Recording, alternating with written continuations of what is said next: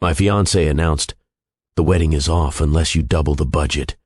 I said, "You're right, it's off." Then I used the wedding fund to buy Bitcoin.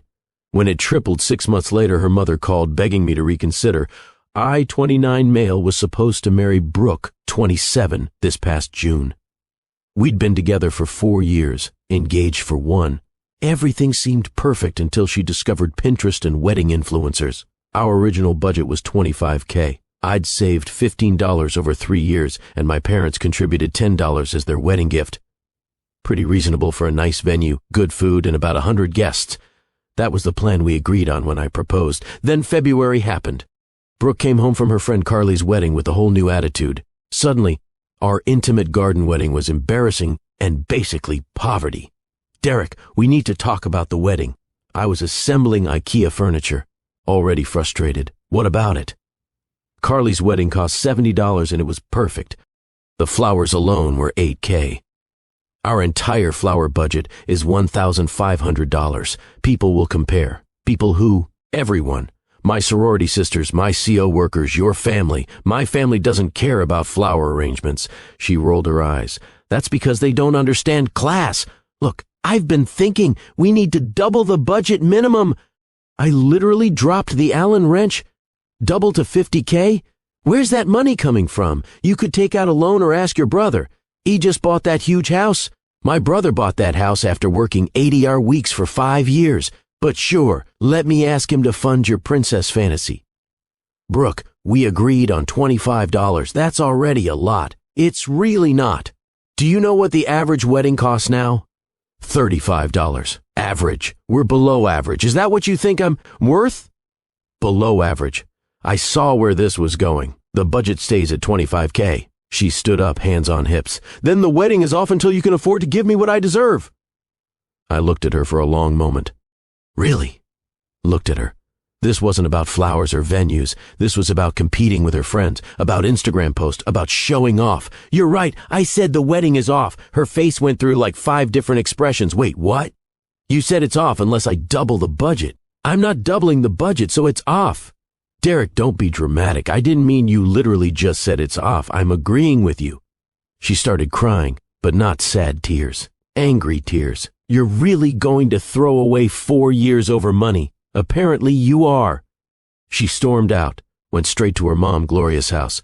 Within an hour, my phone was blowing up. "Gloria, Derek, what did you do to my baby?" "Brooke's sister Tiffany are seriously canceling the wedding over $25K. Cheap ass. Carly, the $70K wedding friend." "Wow, Derek, way to show our true colors. Brooke deserves better." I turned off my phone and did something impulsive. Opened my laptop, logged into Coinbase and bought $25,000 worth of Bitcoin.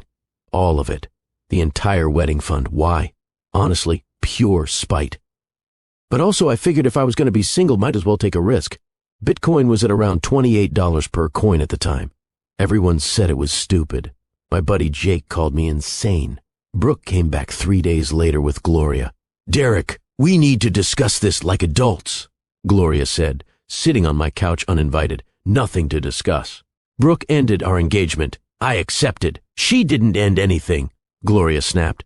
"She made a reasonable request. Modern weddings are a scam. I'm not going into debt for a party." Brooke pulled out her phone. "I already posted that we're postponing until you get your finances together. You should post that it's canceled entirely, and you should probably move your stuff out." The look on her face like I'd slapped her with a fish. "You're kicking me out. We're not engaged anymore. Why would you live here? Because I have nowhere to go. I can't afford rent on my own." Should have thought about that before ultimatums. Gloria went nuclear. "You little piece of garbage after everything my daughter gave you." What exactly did she give me? Half the rent sometimes when she wasn't spending it on CrossFit.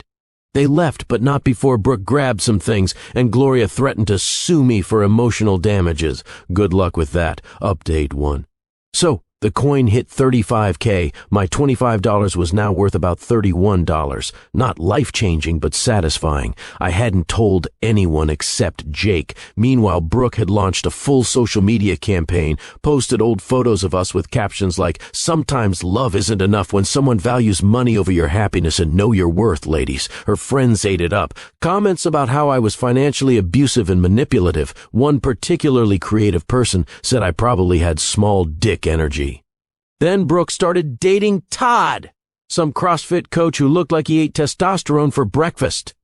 She made sure to post lots of photos, him carrying her on his shoulders, them at expensive restaurants, upgrade kind of love. Know your worth, whatever.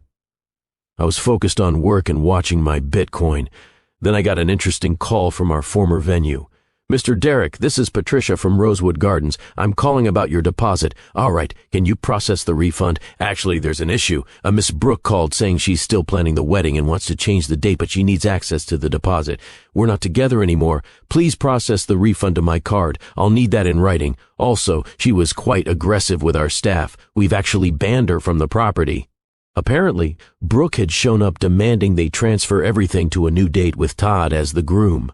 When they said they needed my authorization, she'd thrown a spectacular fit, called them worthless service workers, and threatened to leave bad reviews everywhere. They refunded my 3-kit deposit immediately. But Brooke wasn't done. She started telling people I'd stolen her wedding money, that she'd contributed equally. She'd contributed exactly dollars, that I was holding her inheritance hostage. The inheritance part was especially creative, since the only thing she'd inherited from her grandpa was a 1997 Honda Civic with no AC. Then came the extinction burst. Wait, no, that's too predictable. Let me call it what it was, the meltdown. Brooke convinced Todd to confront me at my gym.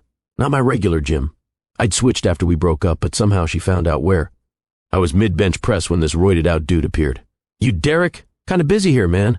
I'm Todd, Brooke's boyfriend. I wrecked the weight. Congratulations. You need to give her back her money." "What money?" "The wedding money. She says you stole 30 grand from her." I actually laughed. 30? It was 25 and it was never hers. Don't play games, bro. Be a man and give her what's hers. Tell you what, Todd. Show me one receipt, one bank transfer, one piece of evidence she contributed to that fund, and I'll give her every penny. He stood there, probably trying to figure out if he could bench press me through the wall. "She doesn't have receipts, but because she never contributed. Anything else?" He tried to step closer, intimidate me. A staff member appeared immediately. "Everything okay here?" "This guy's harassing me," I said calmly. "He's demanding money his girlfriend claims I owe her. Todd got his squirted out. Banned from that gym, too." Brooke was really building a reputation. Update 2. Bitcoin crashed at 22K. My 25K was now worth about 195K. Not great, not terrible, I held. Brooke and Todd's relationship imploded. Turns out Mr. Testosterone was also giving private training sessions to 3 other women. Very private, very naked. Brooke showed up at my apartment at 11 p.m. on a Wednesday, drunk. Derek, I know you're in there." I called the cops, told them my ex was outside drunk, and I was concerned for her safety. They took her home to Gloria's, but not before she'd thrown up in my building's lobby. The building manager was thrilled. Next morning, Gloria called from a number I didn't recognize. "You called the police on Brooke. She was drunk and trespassing. She was trying to apologize at 11 p.m., drunk, screaming. You ruined her life. She could have had Todd, but she was hung up on you. Todd, who was cheating on her? That's not how did you. She needed closure. She got closure when she ended our engagement over flower budgets." Gloria's next move was fascinating. She called my mom. My mom, bless her, is not one to mess with. Former Marine, current no-nonsense. Mom called me. "Gloria just spent 40 minutes crying about how you're ruining Brooke's life. Want me to handle this? What did you say?" That Brooke made her choice, and choices have consequences. Then Gloria called me a bitter old woman who raised a failure. Oh yes, I've got her number now and her Facebook and her husband's work email. "Mom, please don't." Already done. Sent Harold their whole family's Instagram history. All those posts about you being cheap and abusive. He wasn't aware his wife and daughter were harassing my son online. Harold, Gloria's husband, was apparently not aware of any of this. He'd been traveling for work, thought the wedding was postponed for compatibility evaluation or something. He was not happy. Update 3. Bitcoin hit 52K. My 25K investment now worth approximately $46. I woke up to 18 missed calls from Gloria. Not Brooke. Gloria, the voicemails were something Derek. "Sweetheart, it's Gloria. I think we got off on the wrong foot. Derek, please call me back. Brooke is devastated. Derek, we heard about your investment success. Congratulations. Brooke would love to celebrate with you. Derek, you selfish prick. Call me back." Then Brooke started texting from different numbers. "Hey, heard you did well with crypto. Good for you. We should talk. I've grown a lot. I always believed in us." The wedding stuff was just stress. Please, one coffee. I know you're reading these. Todd meant nothing. You won. Are you happy? I'm miserable. My therapist says I was wrong. I know about the Bitcoin. Derek, how did they know? Jake's girlfriend, Bailey, worked with Brooke's friend, Qley. Jake mentioned it to Bailey. Bailey mentioned it to Qley. Qley immediately called Brooke. The campaign began immediately. First, Brooke created a whole Instagram post about the one who got away with our old photos. Tagged me in it. Her caption was a masterpiece of manipulation. Sometimes you don't realize what you have until it's gone. Derek, you were right about everything. I let material things cloud my judgment. You tried to build a future while I was planning a party. Please forgive me. Second chances, growth mindset, love wins. The comments were hilarious. Get him back, girl. He doesn't deserve you, queen. Men like that don't exist anymore. Then came the ambush. I was at Whole Foods when Brooke appeared in the cereal aisle. Full makeup, sundress, looking like she'd stepped out of a rom-com. Derek, what are the odds? Pretty high since you follow my Instagram and I posted about needing groceries. She laughed nervously. Okay, you got me. I needed to see you. Why? Because I made the biggest mistake of my life. An older woman stopped to watch. Brooke knew she had an audience. I was stupid and shallow, and I lost the best thing that ever happened to me. The best thing that ever happened to you is currently worth $46. The older woman gasped. Brooke's face cracked for just a second. I don't care about the money. Really? Then you won't mind that I'm planning to hold it long term, maybe 5 years. Could be worth nothing by then. I don't care. I want you. No thanks. I left her there. The older woman said something to her, but I didn't catch it. That night, Gloria showed up with Harold and a bottle of wine. We come in peace, Harold said, looking exhausted. I didn't let them in, but I stood in my doorway. Gloria launched into a speech. Derek, I've been a terrible future mother-in-law. I pushed Brooke to want things that didn't matter. I filled her head with nonsense about fairy tale weddings. It's my fault, but you two are meant to be together. We're really not. Harold finally spoke. Cut the crap, Gloria. Derek, she wants the Bitcoin money. She's calculated that if you got married, she'd be entitled to half in a divorce. Her sister's boyfriend is a paralegal and gave her the idea. Gloria turned red. Harold, what kid deserves the truth? They think if they can get you back for just a few months, get married quick, she can divorce you and take half. I looked at Gloria. Is that true? She couldn't even look at me. It's not. We just thought, get the hell away from my home. Harold dragged her away. Sorry, kid. I tried to talk sense into them. Good luck. Update 4. Bitcoin dipped to 48K, but I held, still way up for my initial investment. Brooke's plan had failed, but she wasn't done. She started a GoFundMe. I kid you not. The title helped me rebuild after financial abuse. The description claimed I'd manipulated her into giving up her life savings for a wedding, then stole it all to gamble on cryptocurrency. She raised $73 from 3 people. One was her mom. But here's where it gets interesting. Remember how I said Brooke was bad with money? Turns out she owed quite a bit in credit card debt, like $18. Quite a bit. Gloria had been making minimum payments for her. When Harold found out about the GoFundMe, he cut them both off completely. No more credit card payments, no more phone plan, no more car insurance. Brooke had to move back in with them and get a second job at Target. She lasted 3 days before quitting because working retail is beneath me. Then Tiffany, Brooke's sister, reached out to me privately. Derek, I'm sorry about all this. Brooke's lost it. She keeps saying you two are destined and the universe will bring you back together.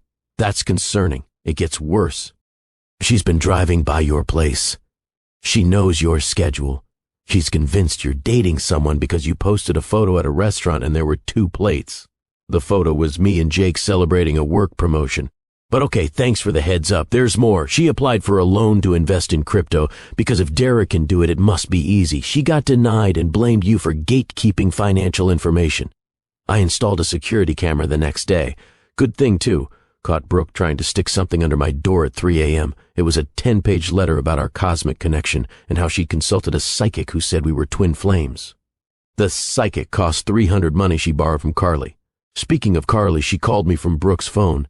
Derek, Brooke needs closure. She got closure when she ended things. No, real closure. She can't move on. That's not my problem. Wow, you really are cold. She was right about you. I thought she said I was her twin flame. That's what I thought. The call stopped for about a week. Then I got a LinkedIn message from Brooke's dad, Harold. Kid, thought you should know. Gloria and Brooke are planning something. Overheard them talking about your company's HR department. Be careful. Sure enough, 2 days later, I got called into HR. Derek, we received a complaint about you harassing a former partner. My stomach dropped. What? A Miss Brookie submitted screenshots of texts she claims are from you. They showed me the texts completely fabricated stuff like, you'll never find anyone better than me and I own you and other psycho crap I'd never write. These are fake. I haven't contacted Brooke since we broke up. Check the phone numbers. They did. The numbers didn't match mine. HR dismissed it immediately but documented everything in case she escalated. She did. Next, she contacted 3 of my exes, found them through Facebook, told them I was dangerous and financially manipulative, and tried to get them to make complaints. All 3 contacted me immediately. My ex, Rachel, actually sent me screenshots of Brooke offering her $500 to share her story about me. Rachel's response: Dirk's the most boring, stable guy I know. We broke up because he wanted to stay in and play board games every Friday. Try again. Thanks. I think final update, Bitcoin hit $51. Hey, I sold half my position, walked away with $23 in profit after taxes, kept the rest riding, used some of the profit to pay off my car, put the rest in boring index funds like the boring stable guy I am. Then the news broke. Brooke had started dating someone new, Roger, a 58-year-old divorced dentist she met at her temp job at a dental office.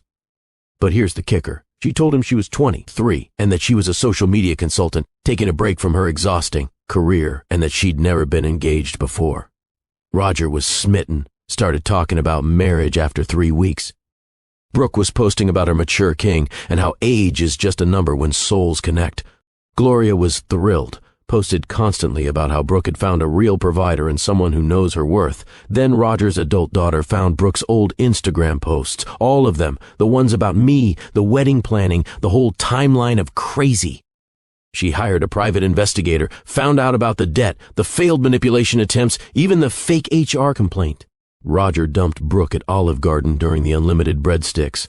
Our mutual friend Amy was their server and heard everything. Brooke threw breadsticks at him, got banned from Olive Garden. The breadstick incident became legendary in our friend group. Gloria called me one last time. I hope you're happy. You've ruined my daughter's life. Gloria, I haven't spoken to Brooke in months. How is this my fault? If you just married her, she'd have divorced me for half my assets. Harold told me the plan. Silence. She's destroyed her reputation, Derek. No one will date her. Maybe she should work on herself instead of trying to trap men into marriage. You put ideas in her head about money. I literally tried to have a reasonable $25 wedding. She's the one who demanded double. That Bitcoin money should have been your wedding. It was my money from my savings for a wedding she canceled. She hung up. Last I heard, Brooke's working at a call center, still living with her parents. Gloria and Harold are in marriage counseling. Tiffany won't speak to any of them.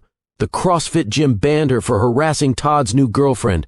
Roger is dating someone age-appropriate. Carly never got her $300 back. As for me, I'm good. Still holding some Bitcoin, still boring and stable.